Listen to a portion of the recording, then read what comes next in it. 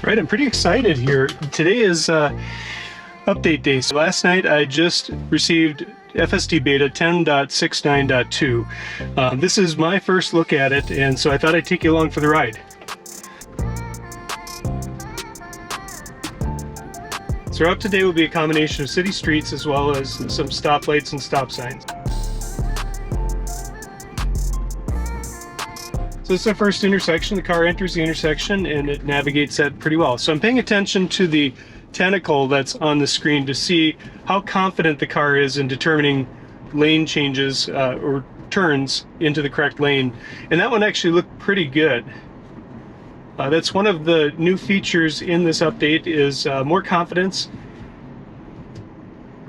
and also less yaw or uncertainty in maintaining the center of the lane. I did notice that in the previous version that I was using 10.12.2, the car did want to waver back and forth in the lane just a little bit to try to find the center.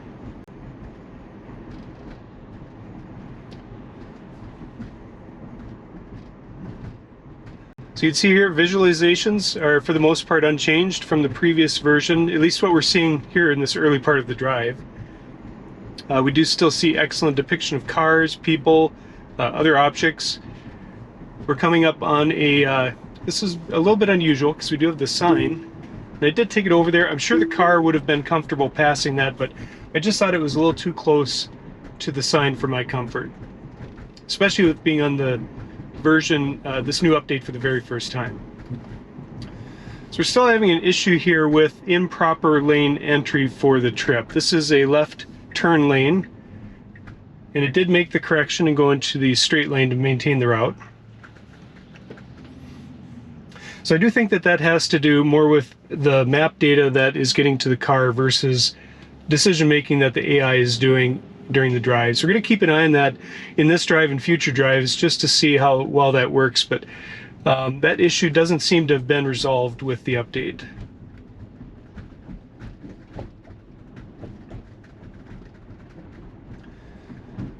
Right, so we stopped at the red light appropriately. We're proceeding through straight on our course.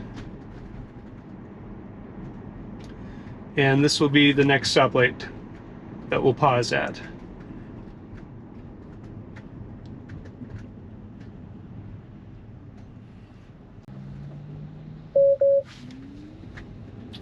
So the chime that you heard was the car saying, "Pay attention to the road." I was looking at the screen when it was ready to move through the intersection, and that's pretty common because of the camera that's in the cabin facing me.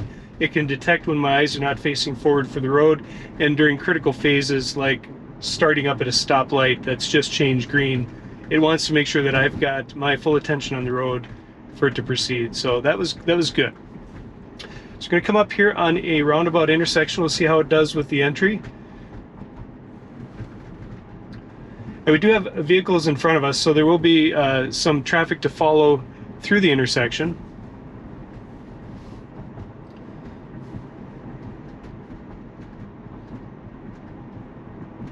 But everything so far is looking pretty good. I haven't noticed any big differences, negative or positive, from this version versus the last version that I drove.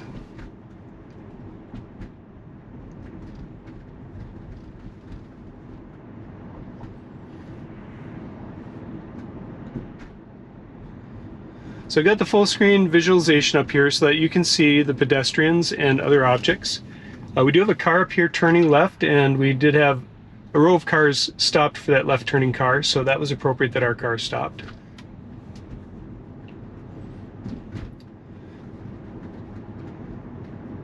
And the intersection that I promised is just up ahead.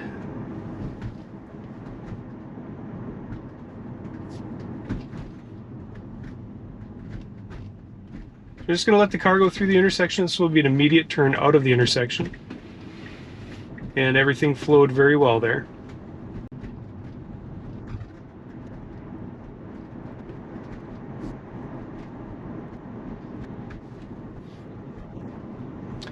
I'm going to reroute the car just to give it an alternate course. We'll see what happens here. So we're going to add a waypoint.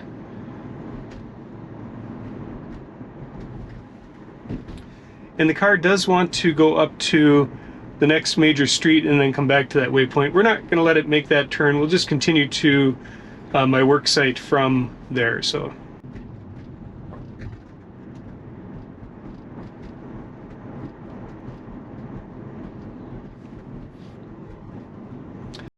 at this point, I'm going to route us into here and see what happens.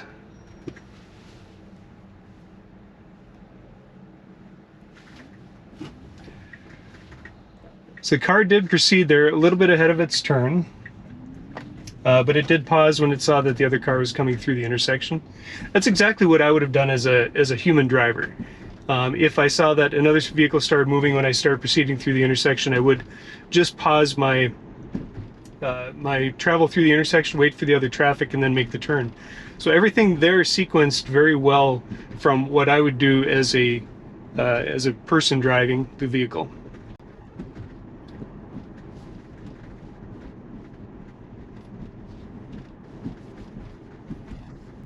So it's interesting as I pick through some of these route changes to see what the car calculates as the best route.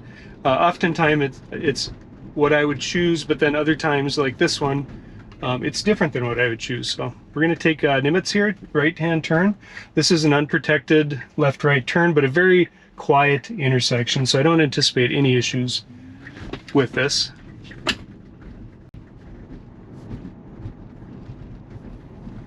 And you can see an example here of how the car maintains the right side of the street when there are no center lane markings on the road. So we are headed, not veered, but staying just to the right of what would be the center line if there was a center line painted here. This is another unprotected intersection. And I do see a truck coming up from the left. The car is creeping forward. We do see the new wall, the creep limit that's showing here. Car hit that limit, it stopped again, just paused very slightly, and then proceeded through the intersection. Although there's no traffic coming from the left or the right at that point, it didn't need to take that second pause, but I'm not going to fault it for being a little cautious.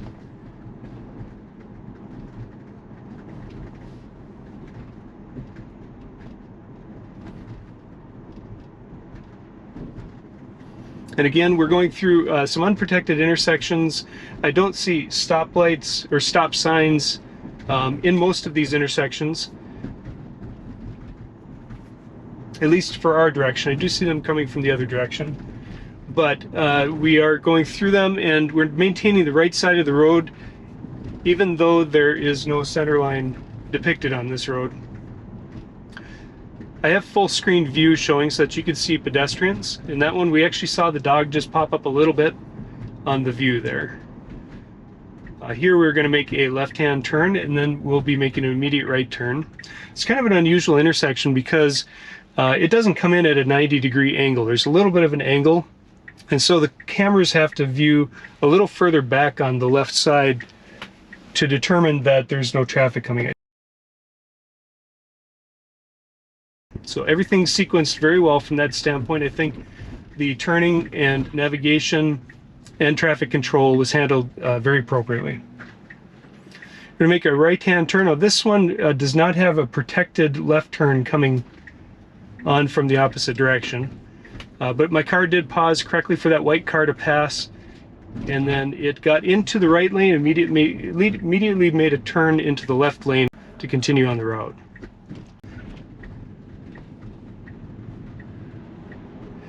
The car did depict a lane margin for us to remain in throughout that turn on the screen. I was very impressed with that, and the blue line showed a very confident route. So everything looked well there from a navigation driving standpoint. Now we are going to want to be in the rightmost lane coming up here, so we'll wait for the car to signal the turn change, looks for traffic.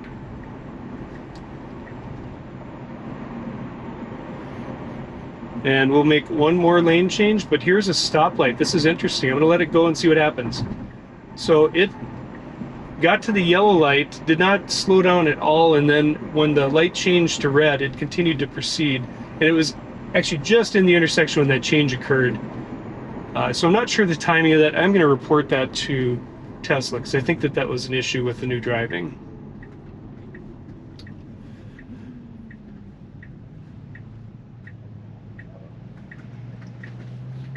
Our car is at a red light. We can make a turn on this red light, so it's creeping up to the intersection. Again, gets a hold line, blue hold line on the screen for the limit, and then we'll proceed through this turn.